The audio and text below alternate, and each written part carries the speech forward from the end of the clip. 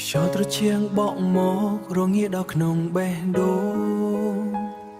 អង្គុយសំលឹងមេឃសូនសងនឹកដល់រឿងរ៉ាវកន្លងធ្លាប់មានរូបអូនអង្គុយក្បែរគ្នាក្នុងរាត្រីម៉ងតែពេលនេះបងសល់ត្រឹមតែស្រមោលម្នាក់ឯងស្ទ្រីង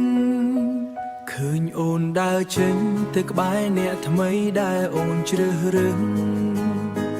បងមិនហ៊ានរើសអើងឬក៏ហាមឃាត់អូនឡើយព្រោះដឹងខ្លួនឯងថាមិនអាចផ្ដល់ឲ្យអូនបានឡើយត្រឹមពាក្យថាឆ្លើយបងក៏មិនហ៊ានសួរទៅអូនស្នាមញញឹមអូន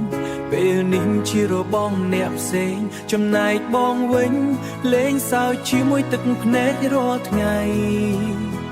ព្យាយាមធ្វើរឹងមាំទាំងចិត្តបងកំពុងតែរលាយក្នុងដៃ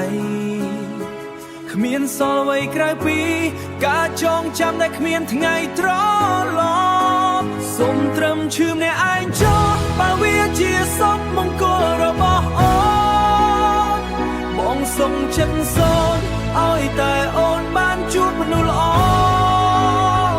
មិនបាច់បារម្ភពីមនុស្សម្នាក់ដែលធ្លាប់ស្មោះសរបងនៅបន្តព្រោះក្នុងពិភពខ្មៅងឹតម្នាក់ឯងស្ប៉ារ៉ូទូបេះដូងបែកជាបំណែកក៏បងមិនបន្តស្រីព្រោះដឹងថាអ្វីៗគ្រប់យ៉ាងមកពីបងមិនល្អសម្រាប់អូនតើមានផ្លូវណាអាចឲ្យបងឈប់នឹកអូនតើមានថ្នាំណាអាចព្យាបាលបេះដូងដែលត្រូវកុំទេ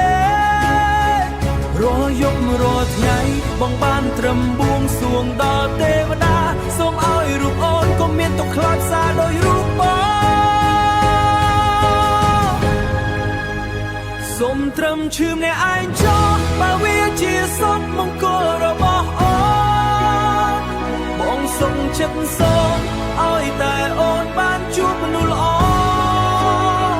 ទូបេះដូងបែកជាបំណែកក៏បងមិនបន្តស្រី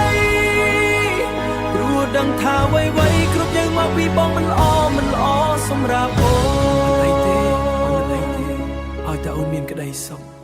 លាហើយម្ចាស់ស្នេហ៍បង